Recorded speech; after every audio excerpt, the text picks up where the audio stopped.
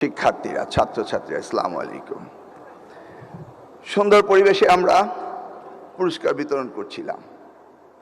হঠাৎ করে একটি ছোট্ট মেয়ে, নাম লিসা, সে এসে বলল, মাননীয় প্রধানমন্ত্রী, আপনাকে দেখার ইচ্ছে আমার অনেক অনেক দিনে, ছোট থাকতেই দেখার ইচ্ছে আমার, আজকে সেই দিনটি এলো, খুব খুশি হলাম। এই বলেই সে কান্না শুরু করে দিল।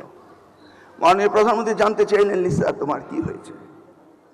সে বলল, আমার আব্বা বিএনপি করতেন, সেই কারণে অত্যাচারিত হয়েছি, যার কারণে অত্যাচারিত হয়েছি তার কাছ থেকে আজকে পুরস্কার পেয়েছি, এটি আমার কতটা আনন্দের দিন।